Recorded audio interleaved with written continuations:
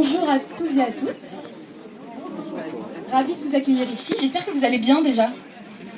Ça va? J'espère que les viennoiseries et le café étaient bons. On est vraiment ravis de vous accueillir ici pour cette première conférence territoriale consacrée à l'économie sociale et solidaire à Saint-Martin. Juste avant, je voulais juste me présenter. Donc moi, je m'appelle Élise Bouchard. Je travaille pour ESS France Outre-mer et dans le cadre du projet ESSOR. Et du coup, je vais avoir le plaisir d'animer cette conférence avec France. Et j'ai le plaisir d'animer cette conférence avec Élise Bouchard. Allez, let's go. Alors, pour ouvrir officiellement cette conférence, nous avons l'honneur d'accueillir plusieurs personnalités engagées dans le développement de l'économie sociale et solidaire. Alors, bien entendu, nous aurons cette occasion rêvée pour voir l'ensemble des enjeux, connaître de quoi il s'agit lorsqu'on parle d'économie sociale et solidaire, aussi bien sur un territoire déjà habitué à ce genre, ce mode de développement, donc ce mode d'entreprendre, mais également pour ce qui nous concerne à Saint-Martin, nous sommes au balbutiement, n'est-ce pas, je parle sous contrôle de toutes ces personnes qui nous accompagnent dans cette dynamique de pensée mise en place par la collectivité de Saint-Martin. Nous voulons vous partager avec vous ce matin, tout au long de cette matinée de la première conférence, de voir quels sont les enjeux, quels sont les champs du possible en matière d'économie sociale et solidaire, qu'est-ce que cela représente pour un territoire comme le nôtre, et surtout, vers quoi nous voulons venir quand on sait que nous sommes à l'origine des personnes, en termes de territoire, habituées à l'économie sociale et solidaire, sauf que nous ne le faisons pas en sachant que c'est ça que nous faisons. Voilà. Donc ce matin, on va découvrir tout ce qui relève donc de l'économie sociale et solidaire et partager avec vous les enjeux et surtout vers quoi nous allons venir une fois qu'on aura terminé cette conférence. Merci en tout cas d'avoir fait le déplacement aussi nombreux et je voudrais que nous passions tout de suite donc aux interventions et je vais demander donc à monsieur Alain Richardson, le premier vice-président de la collectivité de Saint-Martin, sous vos applaudissements, bien sûr.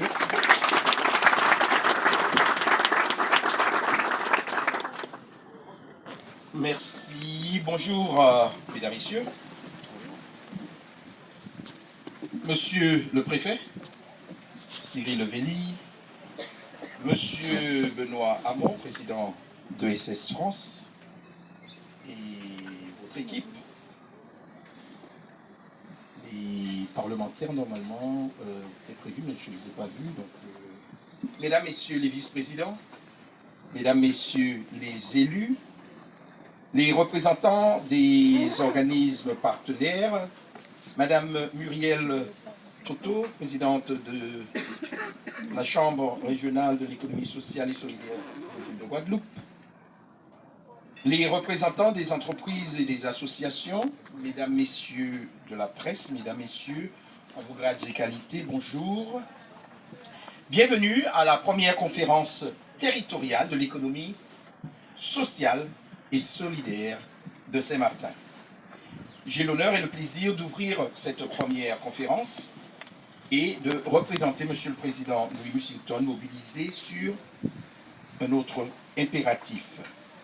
Je voudrais en premier lieu remercier chaleureusement toutes les personnes ayant participé à l'organisation de cette conférence, les équipes de SS France Outre-mer, les équipes de l'État ainsi que celles de la collectivité de Saint-Martin. Je sais que vous avez travaillé sans relâche pour que cette conférence puisse se tenir et qu'elle soit, j'en suis convaincu, une belle réussite. ESS France et ESS Outre-mer, l'équipe de projet Essor Saint-Martin et notre équipe de chargés de mission à la collectivité ont joint leurs efforts de manière à offrir à tous les acteurs de l'économie sociale et solidaire ce temps d'échange, de réflexion, mais aussi cette tribune qu'est la conférence territoriale. Je vous demande de bien vouloir les applaudir. Je l'ai souvent répété en ma qualité de premier vice-président en charge de l'attractivité, de l'économie et de l'emploi. Nous nous sommes mobilisés depuis 2022 pour impulser une nouvelle dynamique économique et innover dans la manière d'entreprendre et d'accompagner les acteurs locaux. en concentrant notamment nos efforts sur une économie davantage dédiée à l'emploi durable et localisée sur l'ensemble de notre territoire. Une économie plus solidaire et plus représentative des valeurs sur lesquelles la société sénatoise s'est construite. Nous sommes convaincus de la nécessité du déploiement de l'écosystème de l'économie sociale et solidaire et pour ce faire, la création de la Chambre territoriale de l'économie sociale et solidaire.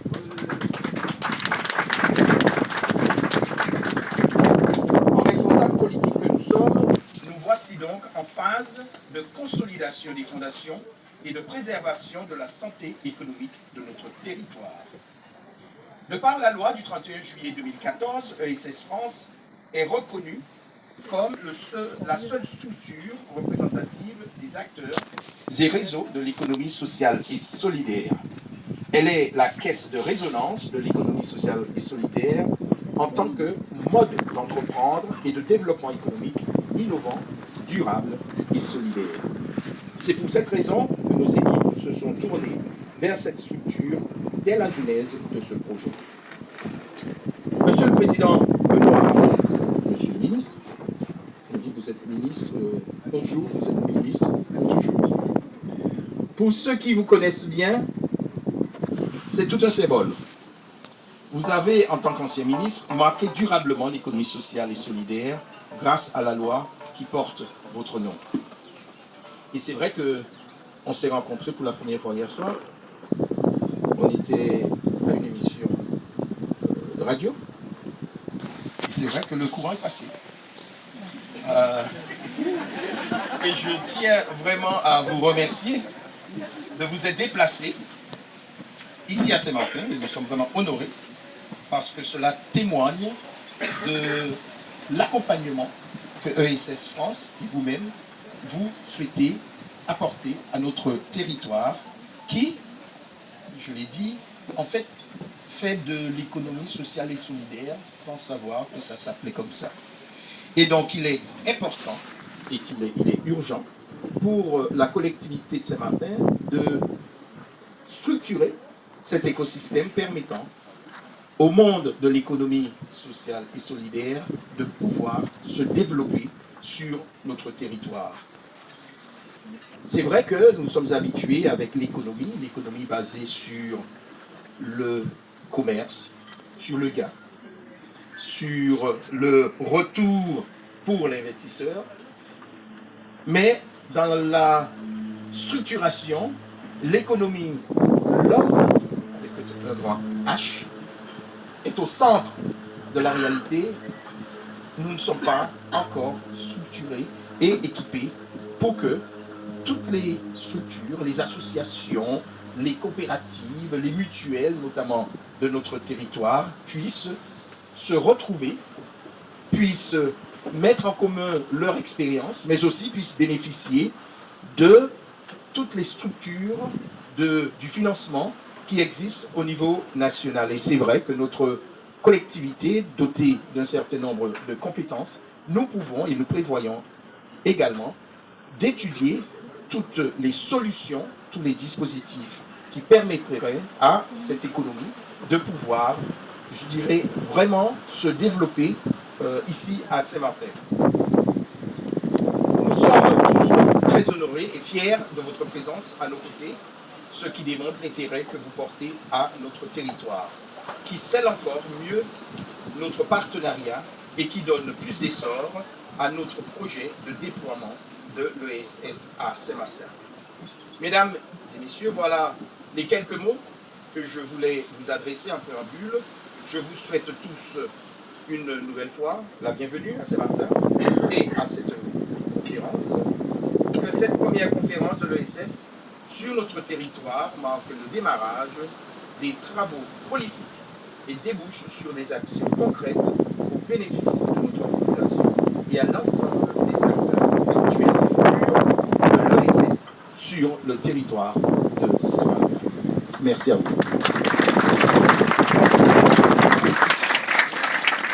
Merci beaucoup, monsieur le Premier vice-président, pour ce mot d'accueil et pour ce lancement de cette belle conférence. Il est temps à présent maintenant d'accueillir monsieur M. Benoît Hamon, président de ESS France, qui nous fait l'honneur de sa présence aujourd'hui.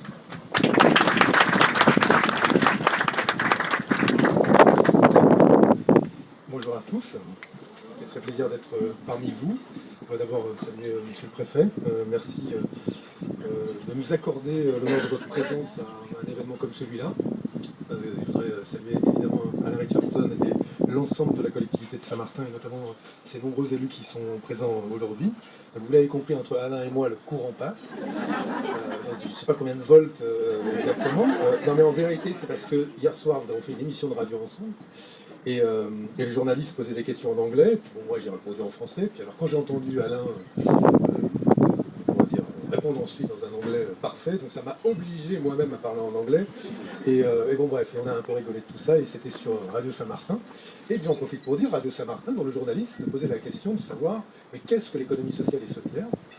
Et nous lui avons répondu à la fin de l'émission, mais c'est vous, puisque Radio Saint-Martin est une radio associative avec des employés, et belle illustration de ce que vient de dire le vice-président M. Richardson, qu'on faisait de l'économie sociale et solidaire sans le savoir, et en l'espèce, tout notre travail à la collectivité, à l'État partenaire et à la future chambre territoriale de l'ESS va être de révéler le potentiel de cette économie sur ce territoire. Je voudrais évidemment saluer l'ensemble des élus parlementaires s'ils sont là, et vous tous, mesdames et messieurs, qui êtes membres de l'ESS. Saluer aussi, puisque le lieutenant-colonel, le commandant de la brigade de gendarmerie, qui était là, Muriel Toto, qui dirige la chambre régionale de l'ESS de Guadeloupe, et qui est un partenaire historique de l'ESS, et puis toutes les équipes de l'ESS qui ont organisé cet événement, et qui vont maintenant se consacrer au développement de l'essor de l'ESS sur ce territoire. Mais je voudrais commencer quand même, avant d'entrer dans l'ESS à Saint-Martin, par recontextualiser pourquoi est-ce qu'on a besoin aujourd'hui d'économie sociale et solidaire. L'économie sociale et solidaire, c'est pas rien pour commencer. Ça existe dans le monde entier, même aux États-Unis. Ça existe dans le monde entier, et en France, c'est 10% de la richesse nationale. 2 700 000 emplois sont dans l'économie sociale et solidaire. On n'en entend jamais parler, on entend beaucoup parler des startups, mais je faisais remarquer au préfet tout à l'heure que, le savez-vous, quand on regarde le chiffre d'affaires cumulé des startups françaises, dont on entend beaucoup parler, qui ont un salon de la technologie, tous les ministres se précipitent pour aller voir ces jeunes génies de la tech et de l'intelligence artificielle, et bien la Banque de France a révélé ce qu'était le chiffre d'affaires cumulé de toutes ces startups. 25 milliards d'euros. Pas mal, bien, on est tous contents de ce résultat. Et quel est le chiffre d'affaires cumulé des coopératives? Les coopératives en France, c'est un bout de l'économie sociale et solidaire. Seulement un bout. Il y a les coopératives, les mutuelles, les associations, les entreprises sociales, les fonds et les fondations. Mais quand vous prenez le chiffre d'affaires cumulé des coopératives, dont on n'entend quasiment jamais parler, 380 milliards d'euros. 15 fois le chiffre d'affaires des startups.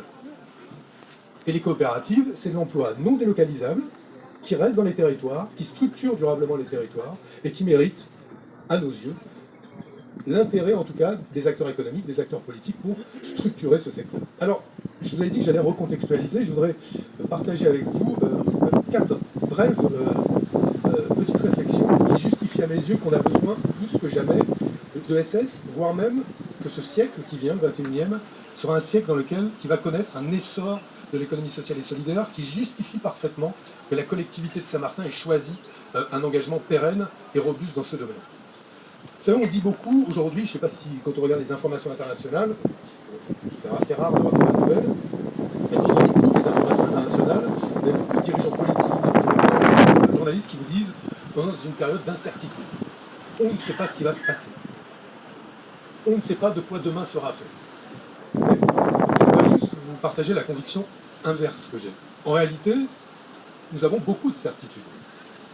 La première certitude, c'est le dérèglement climatique. Le dérèglement climatique est une certitude. Il se poursuit, il s'amplifie. Et il appelle comme conséquence que nos modèles économiques soient des modèles moins prédateurs de la biodiversité, moins prédateurs des écosystèmes sociaux et naturels. C'est exactement ce que fait l'économie sociale et solidaire. Deuxième certitude, l'intelligence artificielle va transformer le travail, l'information et la connaissance.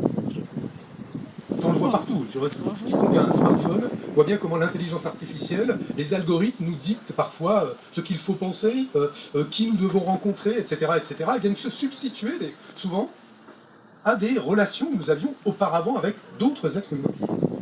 Moi, j'ai rien contre la technologie. La question est de savoir, est-ce que ce sont quelques oligarques ou le marché qui décident des activités dans lesquelles les femmes et les hommes disparaissent et sont remplacés par l'intelligence artificielle, ou est-ce que c'est la démocratie, la délibération collective qui décide de cela?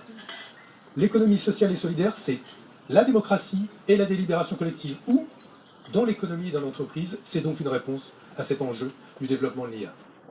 Troisième certitude, ce qu'on appelle la transition démographique. On en parle assez peu dans le débat politique. Mais pour vous prendre un exemple, l'Europe, le continent européen, vieillit. Il y a de moins en moins de jeunes, de plus en plus de personnes âgées. Et d'ailleurs, on va se poser la question de savoir comment on finance les retraites, puisqu'il y a de moins en moins de gens pour cotiser, et de plus en plus de gens qui doivent vivre de leur retraite. Et à côté de l'Europe, vous avez un continent qui est le continent africain, dont la direction des populations des Nations Unies nous dit que ce continent qui avait 800 millions d'habitants en 2000, en aura 2 milliards 700 millions en 2050 et plus de 4 milliards en 2100. Ce qui veut dire qu'en 2100, selon les Nations Unies, 40% de la population mondiale habitera le continent africain. Continent africain qui n'a pas beaucoup de responsabilités dans les émissions de gaz à effet de serre, 3%, mais qui vit les principales conséquences du dérèglement climatique. Eh bien, la réalité, c'est que les migrations internationales vont poursuivre l'augmentation que nous avons connue dans les dernières années, et l'enjeu sera quoi? De savoir si nos territoires, nos entreprises, nos villes sont inclusives ou exclusives. Or, l'inclusion, c'est la spécialité de l'économie sociale et solidaire, et là encore, nos modèles, parce qu'ils sont innovants socialement, apporteront une réponse à ce défi qui est celui du siècle qui vient. Puis la dernière certitude que j'ai, que je voudrais vous partager, et Franz, il est en train de foncer les sourcils ou pas derrière moi là? Parce que je me perçois qu'il doit se dire c'est déjà très long. Mais la dernière certitude que j'ai, c'est, je le dis devant le préfet, je ne sais pas s'il partagera mon point de vue ou pas, c'est que le 21e siècle va marquer la fin de l'hégémonie occidentale sur les affaires du monde. 20e siècle, les affaires du monde se réglaient selon le fuseau horaire de Washington, de Londres ou de Paris, peu importe, mais c'était l'Occident qui disait ce qui était bon, ce qui n'était pas bon, etc. C'est fini. Alors je ne dis pas que c'est fini pacifiquement et tranquillement, vous voyez comment certains réagissent à cela, mais c'est fini. L'émergence de la Chine, l'émergence du Sud global amène à ce que désormais, ce ne sera plus l'Occident qui décidera seul de ce qu'il est bon ou mal de penser ou de faire. Et donc, ça va appeler quoi? Des relations de coopération. Alors d'autres disent, ça doit appeler de la force, et uniquement de la force. Mais nous, ce que nous croyons, c'est que, et nous avons en France une tradition, une histoire qui plaide pour ça, c'est qu'il faut privilégier la coopération. Et quel type de coopération? La coopération de pair à pair. Personne n'est au-dessus de l'autre.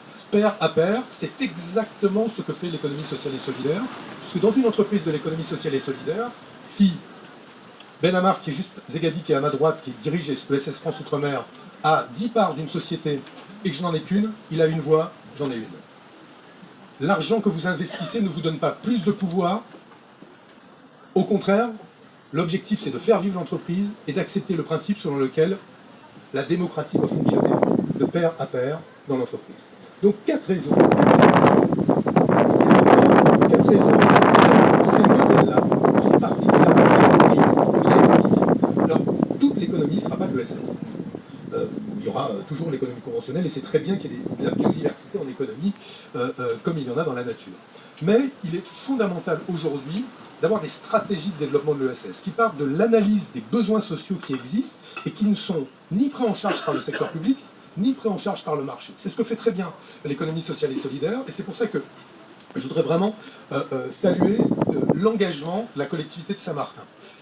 La collectivité de Saint-Martin, elle vient de dire « Banco, on va essayer de penser l'avenir de l'île à travers une vraie stratégie de développement de l'ESS. » L'ESS ne sera pas la seule responsable de la diversification de l'économie de l'île, mais elle peut y contribuer et révéler toute une série d'activités dans lesquelles de l'emploi pourra être créé, des services pourront être mis en place et répondre à des besoins sociaux ou des besoins tout court qui ne sont aujourd'hui pas satisfaits sur le territoire. Donc bravo à la collectivité de pour s'engager, et quelle va être la réponse de SS France?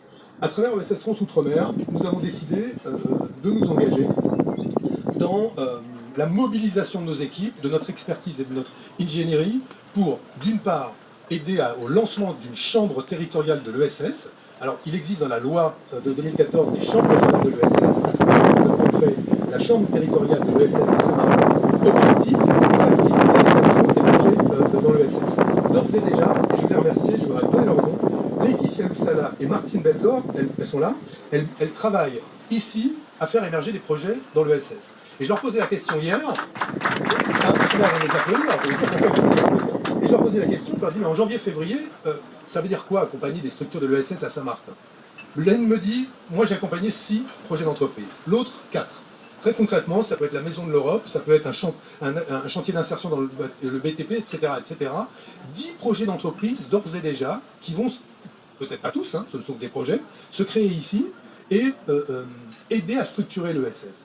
Ce sera ça, l'implication et l'investissement de SS France Outre-mer auprès de la collectivité territoriale. Et c'est un engagement durable que je veux vous annoncer. Je suis très fier à ce titre que nous lancions à travers cette conférence territoriale, la première, eh bien, que nous donnions le coup d'envoi de cette mobilisation des acteurs. L'ESS, c'est vous. Donc regardez-vous, reconnaissez-vous, parce que demain, la chambre territoriale de l'ESS, ce sera votre maison. À la fois pour travailler ensemble, pour développer vos activités, pour y trouver de l'accompagnement, mais aussi pour être représenté vis-à-vis des pouvoirs publics et vis-à-vis de l'économie conventionnelle. Donc merci à vous d'être là, bravo pour votre engagement, vive l'ESS et vive Saint-Martin.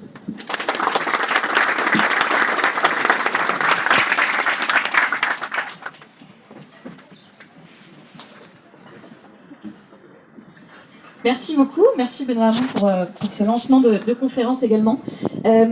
Alors maintenant, nous allons accueillir Cyril Levelli, préfet de Saint-Barthélemy et Saint-Martin, pour nous partager son regard sur le développement de l'ESS sur les territoires ultramarins.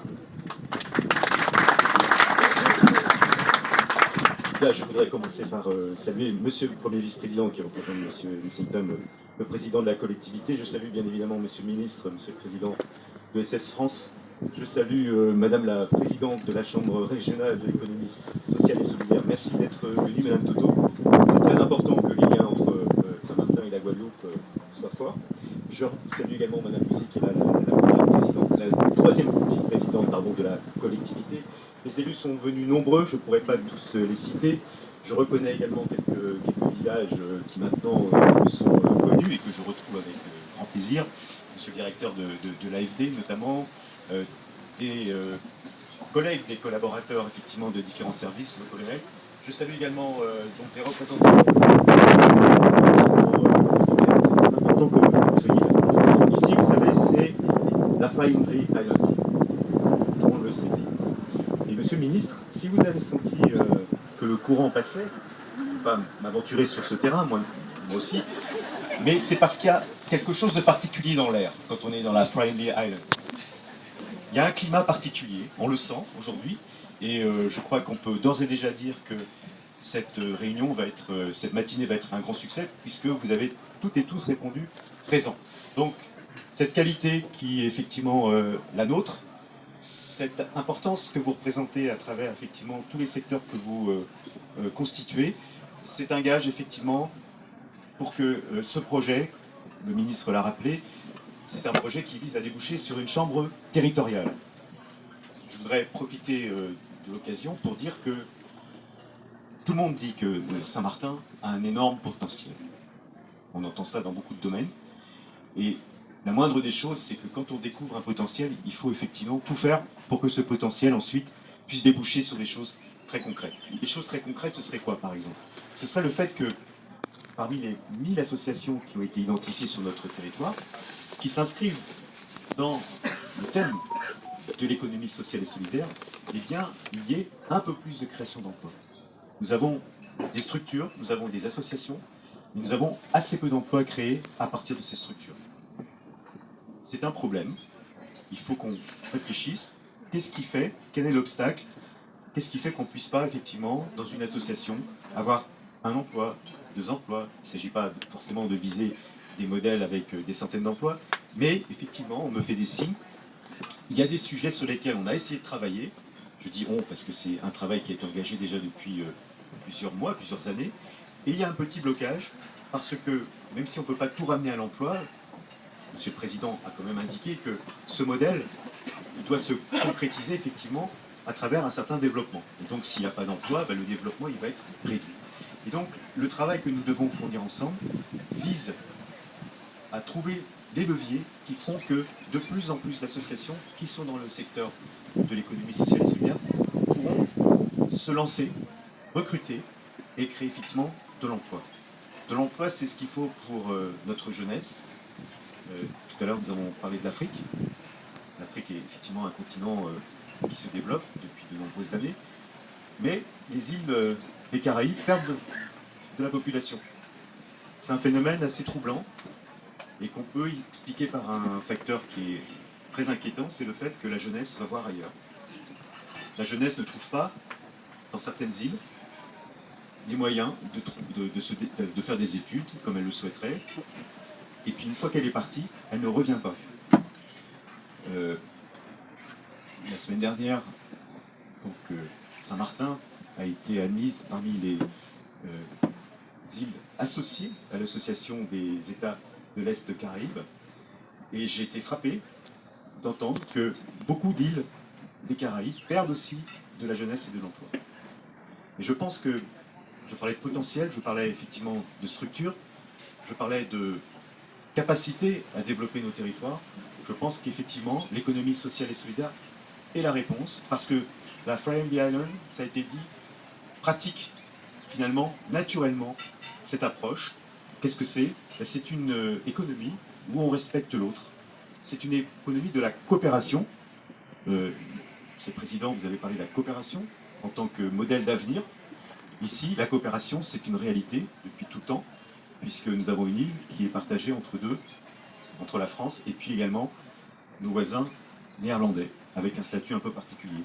Et quand on est préfet dans cette île, on doit travailler avec une autorité qui est une autorité étrangère, on doit faire de la coopération et on doit identifier les thèmes sur lesquels on peut travailler, la sécurité, l'environnement, le développement économique également, de façon à ce que cet esprit de coopération puisse produire des choses positives pour les deux côtés de ce qui n'est pas tout à fait une frontière, mais ce qui est une limite que beaucoup de gens franchissent tous les jours sans forcément avoir l'impression de changer de système.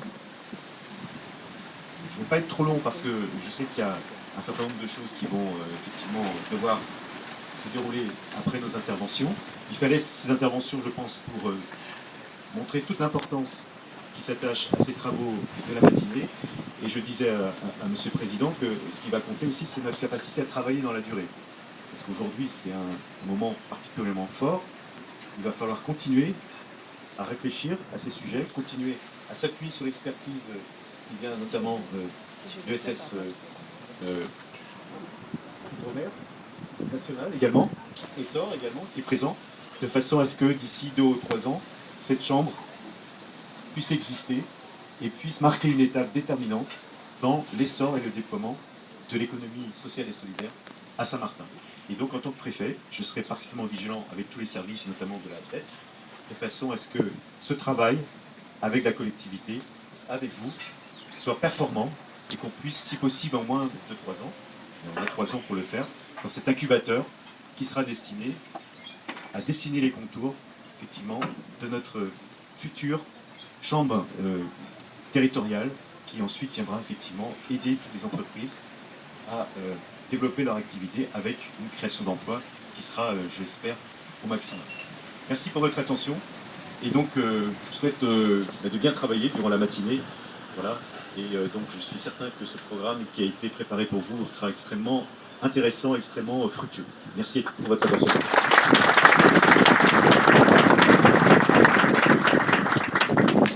Merci beaucoup, monsieur le préfet.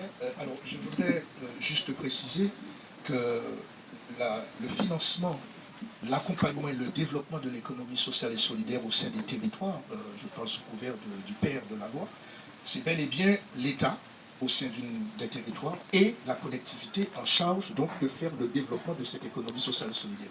Alors bien entendu, au-delà donc du financement des deux partenaires que je viens de citer, il y a tout un tas de partenaires qui sont impliqués, notamment l'AFD. Je crois que le directeur de l'AFD, il me semble qu'il est présent. Je ne sais pas si... ben voilà. Voilà. Donc ce sont des partenaires qui accompagnent continuellement le développement de l'économie sociale et solidaire sur l'ensemble des territoires, y compris au niveau de l'Hexagone. Alors, monsieur le préfet, vous ne pensez pas si bien dire, oui, l'importance de ce travail en commun entre la collectivité de Saint-Martin et les services de l'État, c'est d'ailleurs pour ça qu'on a bien précisé que cette conférence est co-organisée donc avec les services de l'État, ceux de la collectivité de Saint-Martin et ceux de France Outre-mer. Voilà, je voudrais donc juste apporter cette précision qui est de taille. Merci. Merci France pour ces précisions. Alors comme on est aussi gardien du temps, il faut qu'on avance un peu et je vais inviter monsieur Benamar Zegadi qui va nous introduire aux enjeux de l'ESS, qui va avoir une carte blanche à présent. Donc voilà, enjeux de l'ESS dans les territoires ultramarins et nous expliquer comment elle peut contribuer au développement local.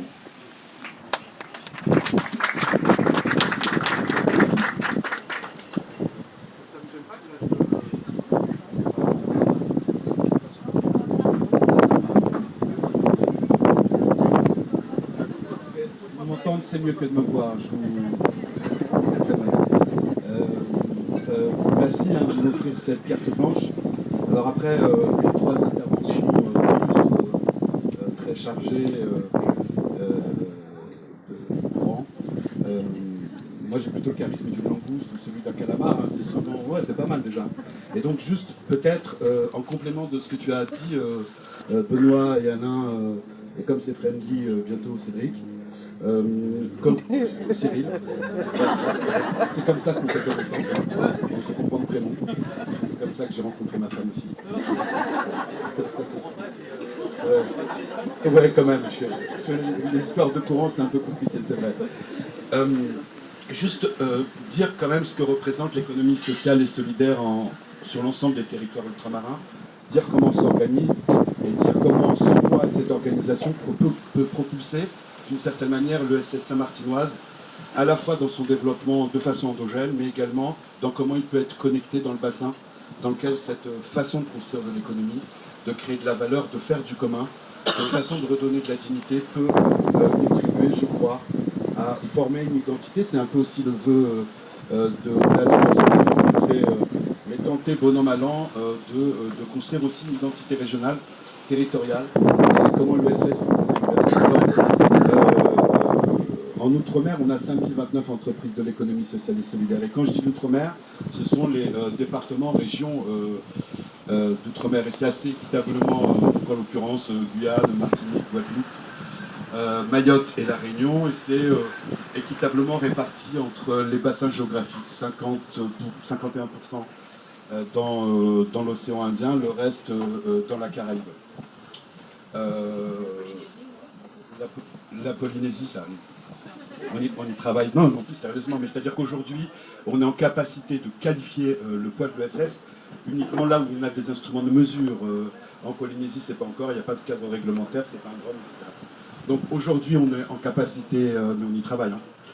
Au moment où on se parle, on a une partie de l'équipe de ESS France Outre-mer qui est en Polynésie, hein, en train de travailler sur le sujet. Donc 5029, c'est réparti comme ça. Je suis fier moi, de dire que 60% de l'emploi des cadres dans l'économie sociale et solidaire en Outre-mer, ce sont des femmes, y compris dans le top management. Donc c'est plutôt au-dessus de ce qui se pratique en métropole, hein, dans l'Hexagone, bien que c'est une caractéristique de l'ESS que d'assurer une forme de parité ou d'équitabilité dans l'exercice du pouvoir. C'est 55 000 emplois pour 1,5 milliard de masse salariale brute annuelle. C'est ça l'économie en termes de poids sur l'économie sociale et solidaire en termes de poids.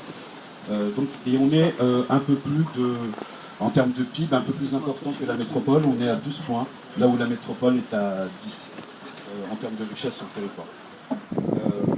Souvent et régulièrement dans les échanges qu'on peut avoir, à la fois dans les Outre-mer, mais aussi par rapport à l'Hexagone, l'Outre-mer est considéré comme des espaces, des hubs plutôt hyper inspirants, hyper motivants, hyper innovants. C'est vrai que la Réunion, c'est mieux que Clermont-Ferrand, ça c'est mon point de vue, la Bretagne, Benoît, mais le truc c'est vraiment que la caractéristique de nos économies, qui est à la fois tirée par la commande publique dans sa croissance, mais également stimulée d'une certaine manière par une forme d'économie informelle, est à la fois une opportunité pour les entreprises de l'économie sociale et solidaire pour développer leur modèle sur la commande publique, mais également détecter de l'innovation sociale dans le cadre de l'économie informelle, ce qui offre des potentiels de développement relativement importants. C'est-à-dire là où on aurait des saturations de développement dans certains territoires, en discutant avec nos amis de l'Oregon sur des territoires comme Portland, etc., sont relativement en tension.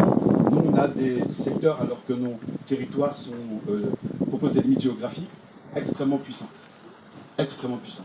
Donc ça, c'est ce qu'on a comme données à vous proposer et à mettre en réflexion. Au-delà de ça, au-delà des opportunités, au-delà des écosystèmes qu'on va développer, c'est pas très compliqué en vérité, hein, si notre travail va être facile, Alain, pour autant que les moyens soient là, mais sinon globalement les choses vont être extrêmement rapides dès lors qu'on arrive à générer une dimension clé chez nous qui s'appelle le commun, le collectif. C'est vrai, Benoît le disait, en quelque sorte, l'ESS c'est l'entrepreneuriat du collectif pour le commun, c'est-à-dire de comment on génère des groupes qui entreprennent ensemble pour en extraire les fruits ensemble dans l'intérêt de tous. D'une certaine manière, on est co-contributeur de l'intérêt général, en réalité, auprès de la puissance publique quand on fait ça. C'est-à-dire qu'indépendamment de nos finalités, de ce que l'ESS en termes de loi, c'est important de dire ça, parce que c'est des éléments clés de structuration.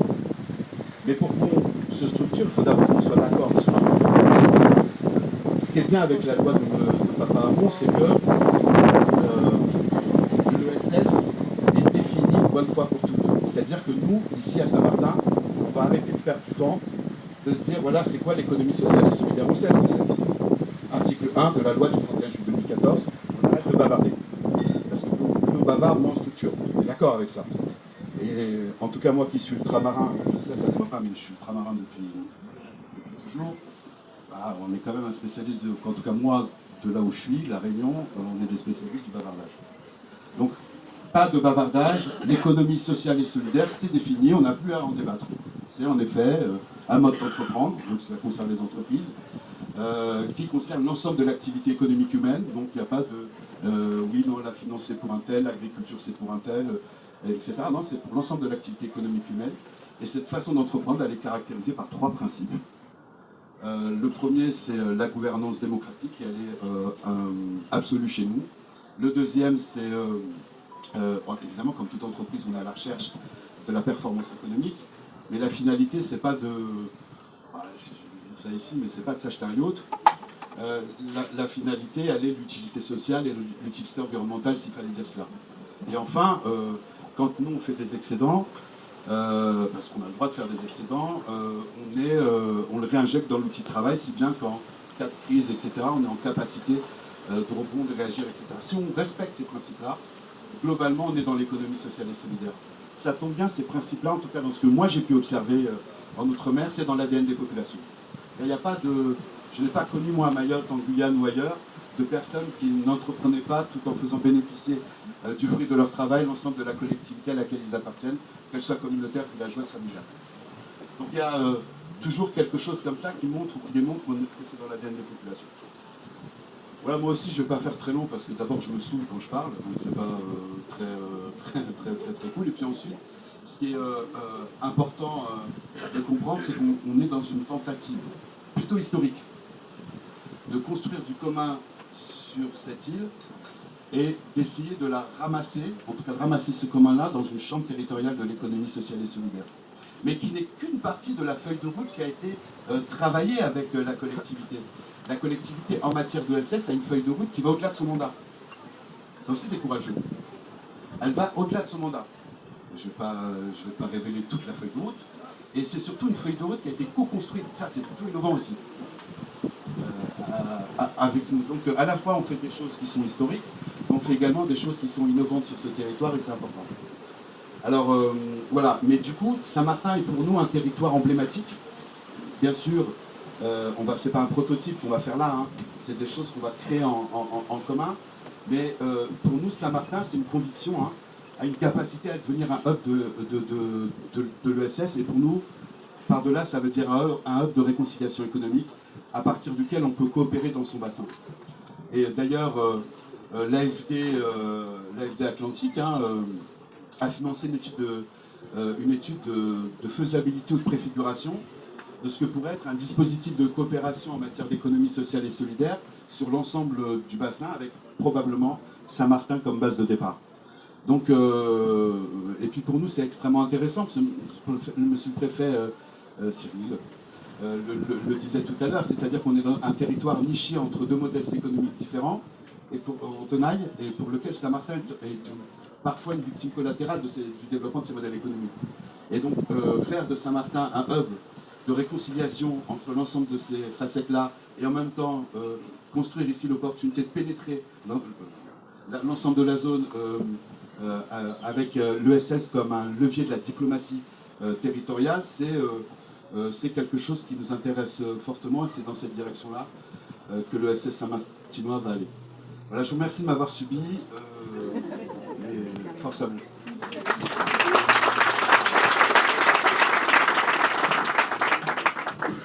Merci beaucoup Ben qui continue à ne pas manquer du mot, mais c'est très bien. Très bien. Alors avant de poursuivre, n'est-ce pas, Élise, donc nous allons marquer une petite pause artistique, particulièrement musicale, donc avec Joanita, qui est très connue.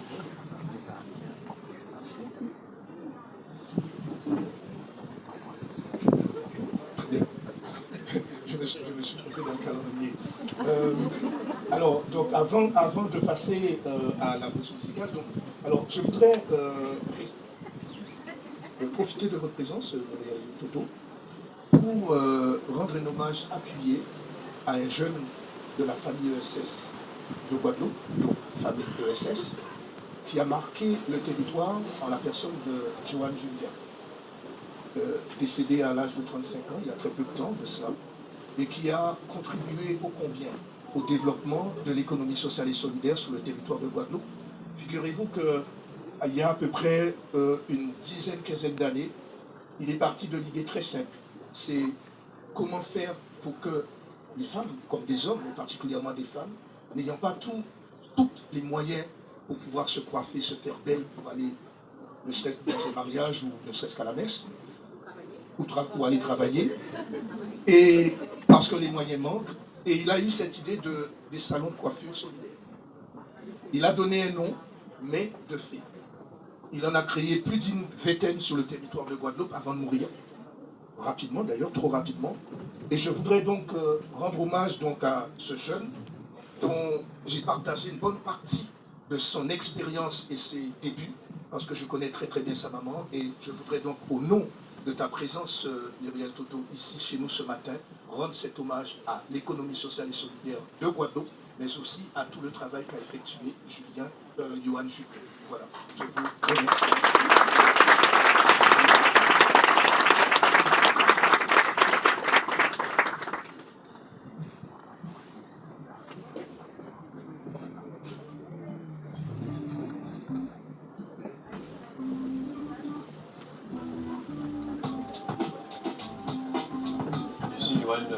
Julien, chef de projet des salons de coiffure solidaires mais de fait. On existe depuis 5 ans sur le territoire de la Guadeloupe avec 5 points d'accueil, 5 salons de coiffure solidaires. Salons de coiffure solidaires qui répond à un besoin d'estime de soi. On lutte également contre l'exclusion sociale, donc on œuvre pour l'insertion également et pour l'inclusion sociale. L'idée c'est de lier l'économie, c'est-à-dire une structure économiquement viable avec le pôle social. On vient en aide à des personnes qui sont éloignées de l'emploi, qui sont issues d'une situation aussi financière pas stable.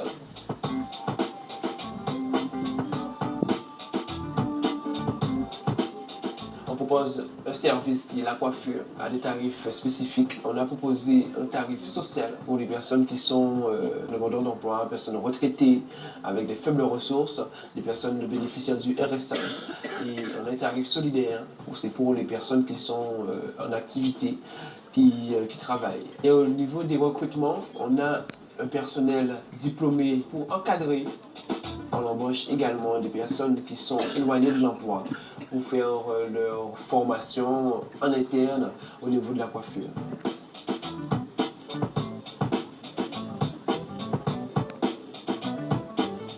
au Fonds social européen, le projet a fait un bond extraordinaire.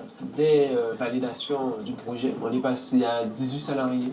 Donc on a pu faire l'embauche de 11 personnels en insertion et 7 personnels encadrants. Avec le FSS, c'est vraiment une alternative et un bon outil de développement, de concrétiser son projet. Pour les salons de coiffure solidaire main de fée, on a pas mal d'opportunités dans le futur, hein, c'est-à-dire d'élargissement en termes de progression, en termes de nombre d'emplois qu'on peut également créer. L'ESS, l'école nationale solidaire, c'est vraiment une belle alternative pour réussir son entreprise.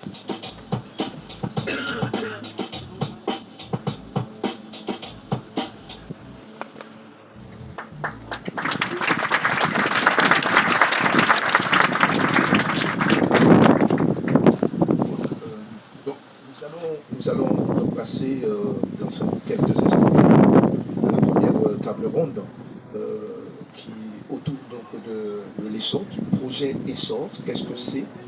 Qu'est-ce que cela a apporté jusqu'à la date d'aujourd'hui? Normalement, on disait certains résultats produits par l'équipe. Je voudrais donc maintenant que nous passions par Élise donc, pour le projet Essor. Exactement. Alors, pour cette première table ronde, nous allons accueillir du coup les membres de l'équipe Essor, notamment deux. Avant ça, je voulais quand même vous les présenter pour que vous puissiez avoir un visage et savoir à qui vous allez avoir affaire cette année. On a d'abord Elliot, alors j'espère ne pas me tromper dans les noms de famille, ça devrait aller, Elliot Brussy, qui est en charge de l'Observatoire territorial de l'ESS et de la mesure d'impact, que j'invite à nous rejoindre. Nous avons aussi Laetitia Loussala, qui est chargée de mission d'accompagnement, que nous accueillons pour cette table ronde également. Et puis, je voulais quand même faire remercier chaleureusement 3 autres personnes. Je voulais remercier aussi Manon Belladrouf, qui est chargée de mission animation et promotion. Et remercier également Léona Rexa, qui est chargée de mission d'insertion des clauses sociales et environnementales. Voilà. Et bien, je vous laisse vous présenter ce que vous avez à dire sur le projet ESSA.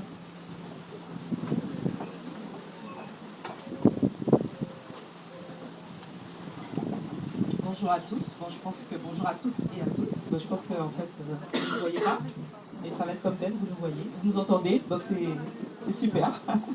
Donc pour présenter un peu le projet Essor, sans forcément trop répéter tout ce qui a été dit en amont, c'est vraiment un projet qui va viser à structurer un écosystème de l'économie sociale et solidaire à Saint-Martin.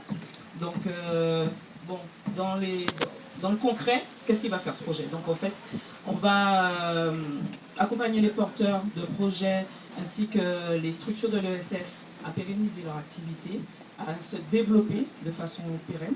On va aussi participer, enfin en tout cas accompagner la préparation et la pérennisation aussi de la création de la CETES, donc la chambre territoriale de l'ESS. Donc en fait le but de ce projet c'est vraiment, on a remarqué que l'ESS est un écosystème qui était déjà présent à Saint-Martin, mais ça va être vraiment de pérenniser cet écosystème, de faire prendre conscience aux acteurs de cet écosystème du coup qu'ils en font partie, parce qu'on a remarqué aussi qu'il y a beaucoup de structures qui, comme cette radio hier qui demandait qu'est-ce que l'ESS alors, qu'ils en font partie. Mais en fait il y a encore pas mal de structures qui font partie de l'ESS mais qui ne le savent pas, donc c'est vraiment faire un travail de prise de conscience. Qu'on appartient à un écosystème et donc du coup permettre à ces entreprises de se valoriser et de continuer à valoriser l'écosystème afin qu'ils puissent grandir. Donc voilà, un peu là, dans les grandes lignes, la définition du projet Essor. Donc pourquoi le projet Essor à Saint-Martin? C'est la prochaine question que je vais traiter aussi. J'ai bien aimé ce que monsieur le préfet a dit. Saint-Martin, c'est vraiment la Friendly Island. Donc c'est l'île que tout le monde aime. Il n'y a personne que je connais sur Terre qui passe à Saint-Martin qui me dit j'ai pas aimé. Saint-Martin, c'est vraiment une île qui est tournée vers l'humain. C'est une île, rien qu'en étant en vacances, on échange avec les gens dans la rue. Il y a cette volonté d'être dans l'échange, dans le partage. Donc c'est l'endroit propice pour justement venir y instaurer une économie tournée vers l'humain. Une économie qui permet d'avoir une gouvernance démocratique, un partage des valeurs, puisque c'est déjà quelque chose qui est dans l'essence même de la Friendly Island et des personnes qui y résident. Donc moi personnellement je suis amoureuse de Saint-Martin, donc je suis contente et très fière de participer à ce projet pour justement valoriser l'économie sociale et solidaire associative et permettre le développement de cette économie. Donc voilà.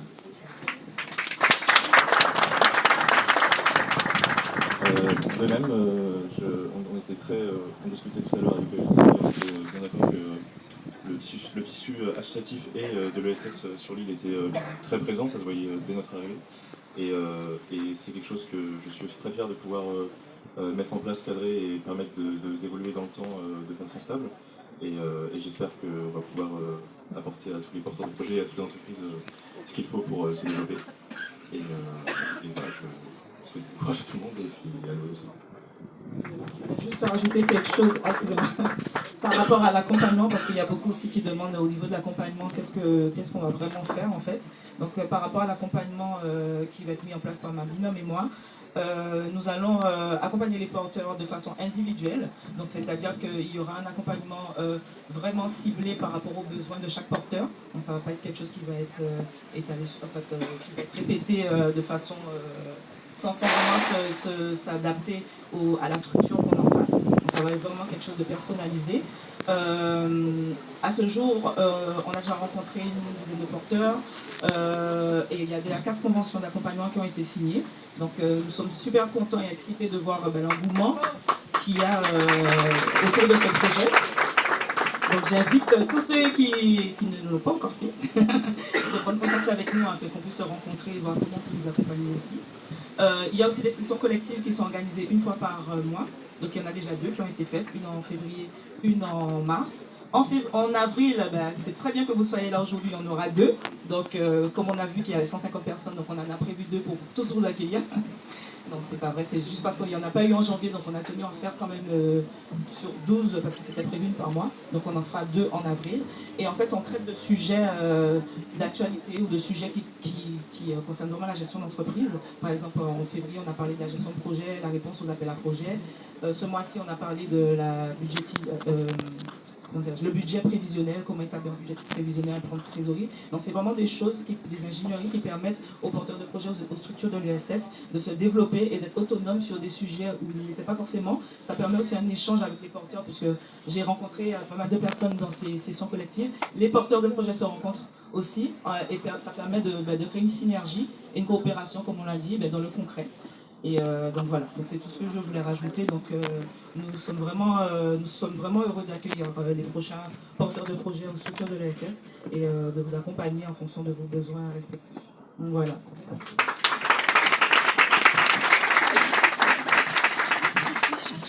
Donc comme j'ai été présenté, je suis chargé de mission mesures d'impact et observatoire. Donc l'observatoire, c'est pas forcément quelque chose qui est connu de tous. C'est un terme qui est utilisé beaucoup dans l'ESS et dans les différents territoires comme un outil phare de l'ESS, car il permet pas mal de choses. Il permet de connaître toutes les réalités du terrain au niveau des entreprises et des porteurs de projets, au niveau des secteurs d'activité qui sont impliqués sur le terrain, au niveau des différentes difficultés qui existent sur le terrain.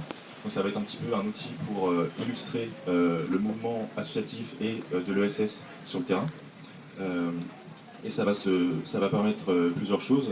On va pouvoir notamment, donc, comme on l'a expliqué depuis le début de la conférence, identifier les différentes structures de l'ESS pour que chacune de ces structures soit en connaissance du fait qu'elle fasse partie de l'ESS. On va aussi pouvoir identifier les différents secteurs porteurs de l'ESS sur le territoire, donc permettre un petit peu à chacun des porteurs de projets de savoir dans quel secteur l'économie est florissante et quel secteur se développe le mieux et quels sont les besoins pour chacun de ces secteurs.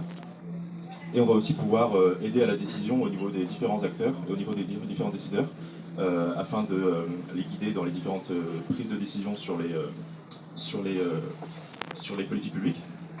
Et comme certains ont pu potentiellement le lire ou recevoir, donc j'ai pris contact avec certaines structures et mon travail va être surtout de mettre en place toute cette donnée. Je ne vais pas rentrer forcément dans les détails de qu'est-ce que la donnée, parce que ça peut vite être un petit peu chronophage et ennuyant, mais ça va permettre à moi et à toute l'équipe de mettre en place quelque chose d'assez stable pour la future CETES qui va pouvoir après accompagner et rendre que ce soit des visuels, que ce soit apporter des conseils aux différents porteurs de projets et chargés de mission accompagnement, afin de vraiment s'adapter à chacun des porteurs de projets et avoir un petit peu plus d'images sur le contexte économique du territoire.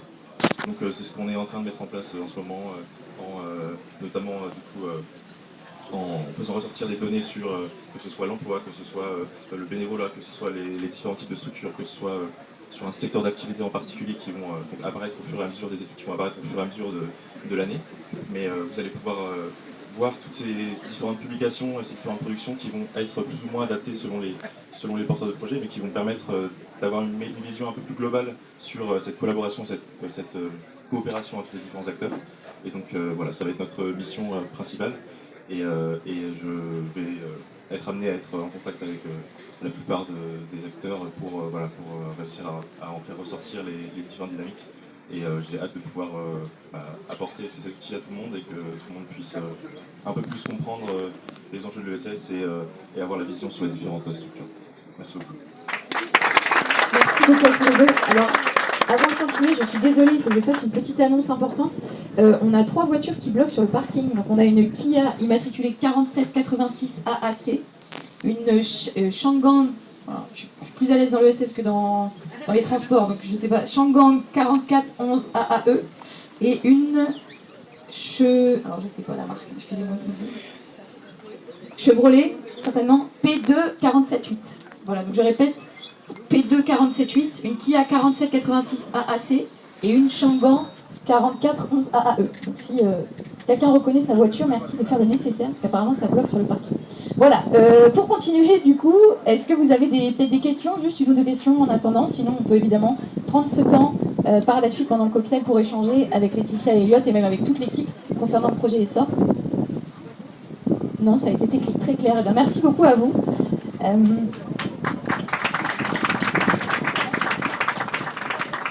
On va continuer et nous allons à présent enchaîner sur une autre table ronde. C'est la table ronde... Décidément. Donc nous allons enchaîner sur la table ronde de la restitution des ateliers préparatoires. Donc pour vous en dire un peu plus, au mois d'octobre dernier, plusieurs ateliers ont eu lieu pour préparer cette conférence. Et donc on va maintenant vous restituer tous ces résultats grâce à 3 personnes que nous avons le plaisir d'accueillir. Donc nous accueillons Cindy Curie de la BRED, Dominique Dupré de l'association Garage Solidaire et Georges Richardson de l'association Sandy Ground On The Move Insertion. Voilà, vous pouvez prendre place sur les chaises.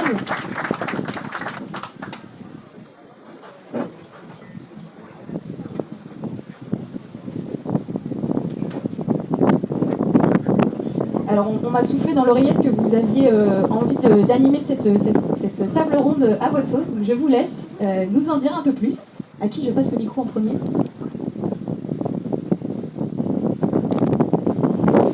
Alors bonjour à tous, nous allons vous restituer 3 ateliers auxquels nous avons participé ensemble sous forme de dialogue, de questions-réponses assez ludiques pour que ça soit captivant pour vous. Premier atelier, accompagner la structuration d'un écosystème de l'ESS à Saint-Martin. Georges, quelle est ta vision du développement de l'ESS à Saint-Martin? Good morning to the entire public of Saint-Martin. It's a pleasure to be here today, and I want to thank you very much for that question. My vision for the development of the SSE in Saint-Martin is to build a resilient, exclusive, and sustainable local economy by diversifying the economy sectors, supporting community-led initiatives, promoting social inclusion, creating sustainable local jobs, and strengthening the economic resilience. To achieve this, our association is actively engaged in several projects that align with these objectives. Road building, for instance, which you see I have brought along about the exemplar why it is we are doing. The deconstruction, maintenance, meaning that to go in the water and clear the pond and the water of all these boats that has been sank over these years. Of course, I talk about the boat racing, culture, and integration. Also, this project supports social and professional integration by training individuals in both construction and maintenance while promoting local marine activities and preserving the island-rich nautical culture. Professional training, first aid, IT, CASES, driving licenses, BNC, aim at job seekers. This initiative provides key professional certification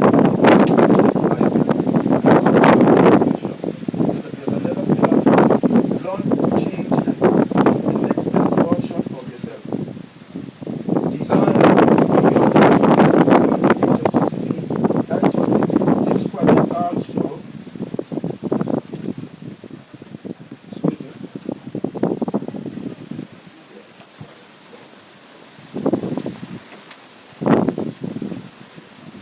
project also fosters personal professional development through mentorship, workshop, skill building activities. There's another one too, less waste, which is talk about garbage for a better life, focus on waste management. This initiative promotes recycling, improve public cleanliness, and create local jobs in the environmental sector. Each of these projects contributes to the economic diversity, sustainability, and inclusion, reinforcing our mission to build a stronger, self-sufficient St. Martin. What is your opinion about this that I just spoke about Cindy and Mr. Tommy? We agree with what you just said.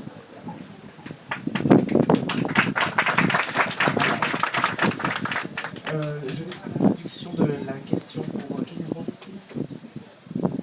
Maintenant, il va introduire. Maintenant, Georges va introduire la question. My question to you, Ms. Dominique, what are the main challenges in structurizing our social and solidarity economic SSE ecosystem in the territoire?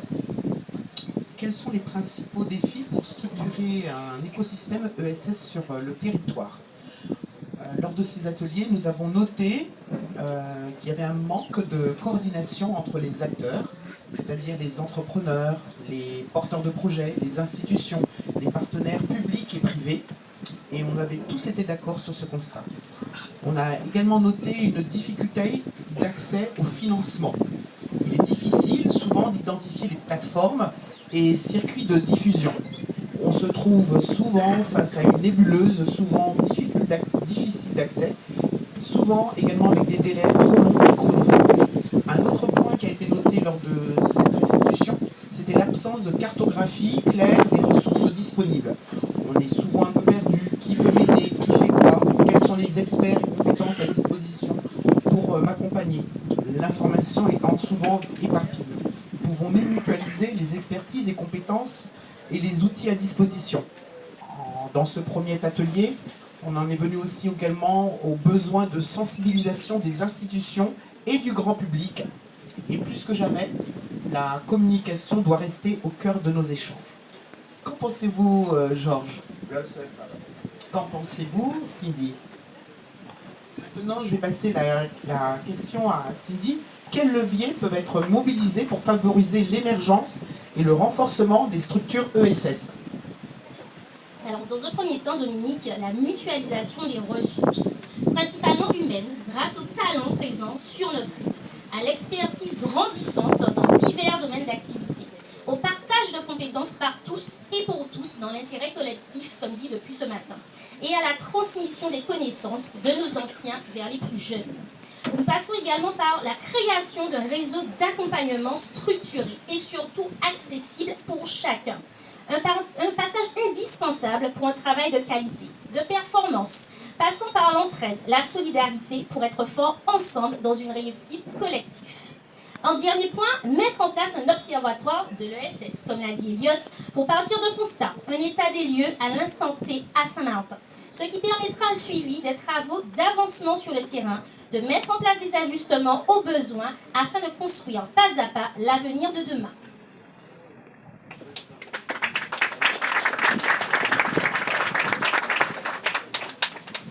Le deuxième atelier sur lequel nous avons travaillé, ce sont les clauses sociales et environnementales au cœur des politiques publiques. Alors, première question, Georges, pourquoi est-il essentiel d'intégrer des clauses sociales et environnementales dans les politiques publiques? Integrating social and environmental clauses into the public policies is essential for building a sustainable and resilient economic model. Firstly, these clauses help structure a durable economic model by embedding social and environmental consideration into decision-making processes. This approach ensures that development initiatives align with long-term sustainability goals.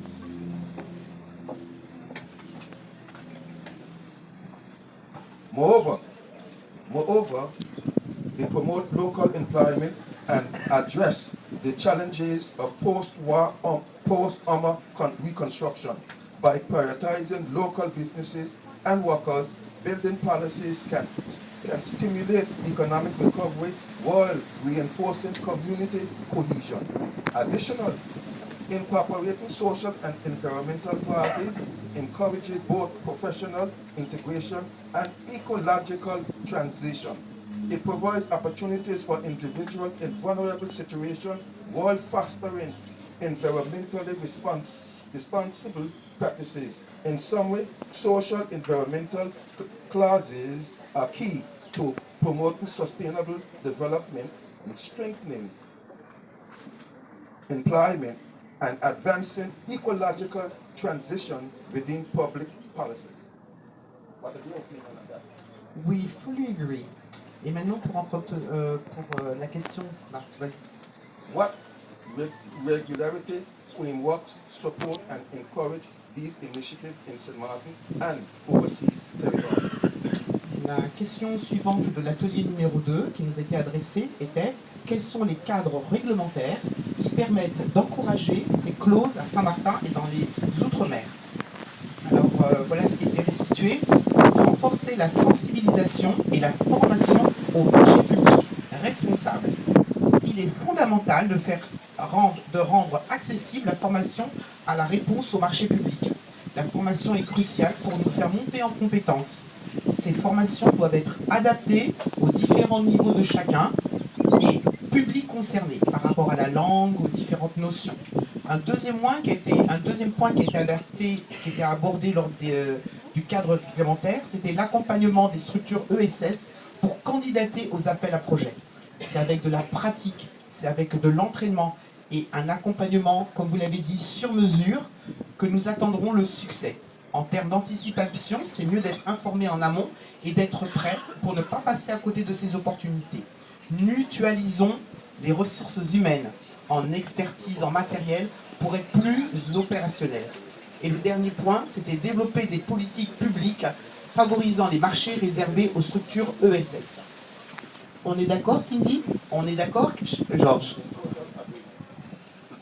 Et maintenant, Cindy, quelles bonnes pratiques pourraient être mises en place pour renforcer leur impact? Dans un premier temps, Dominique, mettre en place un dispositif de suivi des clauses insérées dans ces fameux marchés publics. Pour une compréhension du fonctionnement de ces marchés, une protection de la population, du contrôle exigeant mais aussi bienveillant.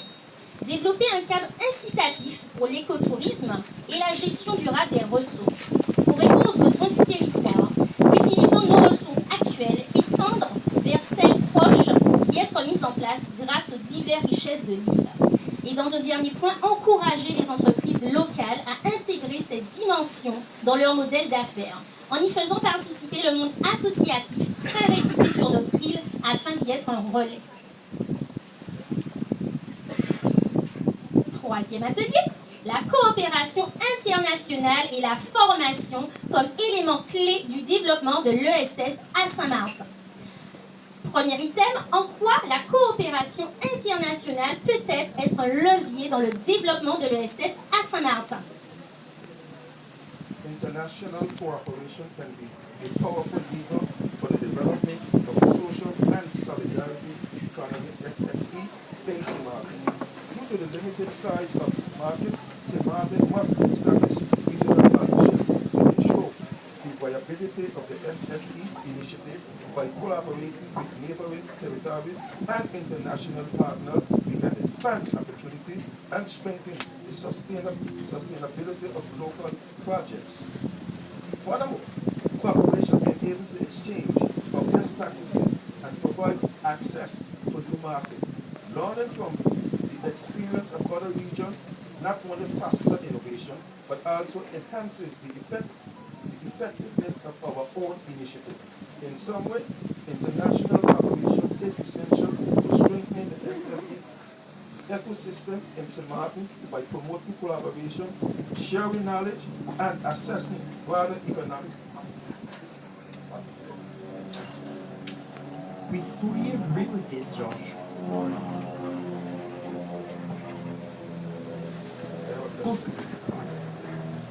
My question: what type of international partnership would be most relevant to strengthen local initiatives? Plus que jamais, la coopération avec la Caraïbe pour développer des circuits et promouvoir le savoir-faire local. C'est-à-dire, nous devons mettre en place une coopération concrète, structurée, plus fluide, plus pratique, plus forte avec les îles du Nord, avec nos îles voisines et bien entendu avec la partie hollandaise. Nous avons aussi parlé des partenariats avec les chambres régionales de l'économie sociale et solidaire et ESS France Outre-mer pour bénéficier d'un appui technique et financier. Lors de ces ateliers, on a eu le plaisir de suivre le quotidien des pratiques, des bonnes pratiques mises en place, plus particulièrement à Mayotte. On était très impressionnés. Et aujourd'hui, nous savons que nous pouvons bénéficier également d'un vrai appui en termes d'expertise, de partage, de ressources humaines et matérielles. On est vraiment d'accord. Et maintenant, Cindy, quel est le rôle de la formation dans le développement de l'ESS? La création d'un pôle de formation ESS à Saint-Martin. Bien évidemment, l'emplacement central dans notre zone Caraïbe, compte tenu de notre double insularité, notre île tissera des liens avec les îles voisines, qu'elles soient anglophones ou francophones dans le bassin caribéen. En deuxième lieu, l'établissement de conventions avec ces institutions caribéennes pour favoriser les échanges d'expertise et de bonnes pratiques. Des échanges lors de réunions présentielles, de visio, pour garder un contact véritablement de proximité. Et en dernier lieu, le développement de nannueurs, des structures ESS locales pour faciliter les collaborations. Un répertoire numérique sous forme de plateforme qui nous permettra d'être en constante liaison avec tous les acteurs économiques de cette organisation, voire même avoir un référent dans chacune des catégories recensées pour avoir un accès rapide et direct de l'interlocuteur souhaité.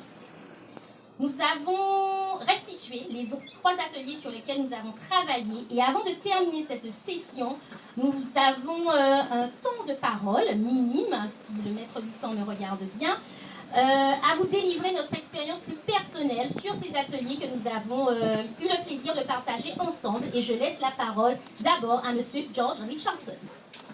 This is a work that, as a matter of fact, I think this work has already been started since we attended the first formation on this year. It gave us the pillar as far as to start, as to understand exactly what needed to be done, as to make a positive difference. Of course, this work here cannot be done by one group. It means that we got to find the facilities, how we can work together in harmony with each other and to make a positive difference. The reconstruction of St. Martin depends upon each and every one of us joining hands together to make that difference count in the most positive and constructive manner.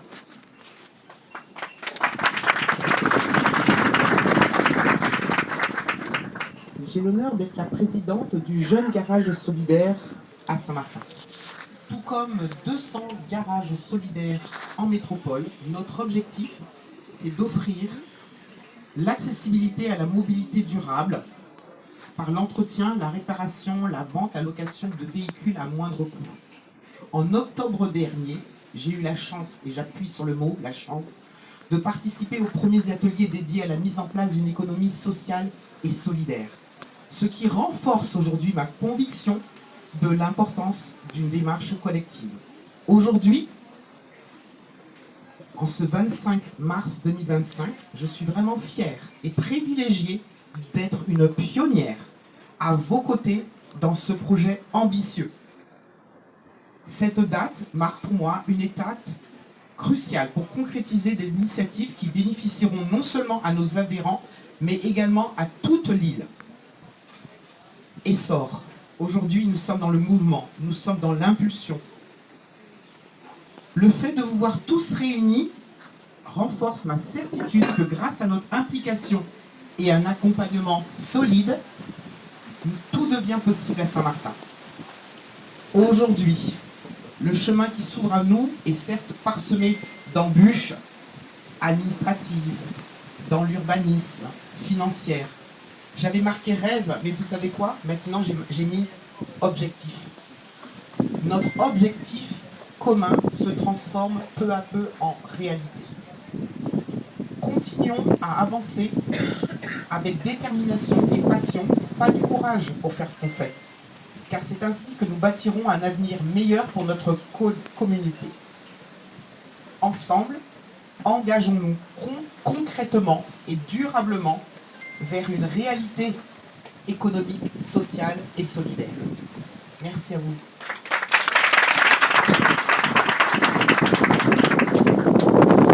Tout a été dit. Alors juste vous dire que je suis ravie et honorée de faire partie de cette aventure. Une aventure avant tout humaine que nous avons pu partager ensemble lors des ateliers, des séances de travail auxquelles nous avons pu participer. Et aussi sur ce parcours économique pour le développement de Saint-Martin. Arrivé en milieu d'année dernière et rapidement tombé sur le charme de l'île, comme tout le monde d'ailleurs, au-delà des plages magnifiques, qu'elles soient petites par sa taille, mais grandes par son dynamisme dans le monde professionnel et associatif, faisant partie déjà de 3 associations en moins de 6 mois. Et c'est en ce sens que ce projet se concrétise ce jour, est une belle évolution pour la croissance de Saint-Martin, et je pense vraiment que c'est tout juste le début de très beaux projets à venir.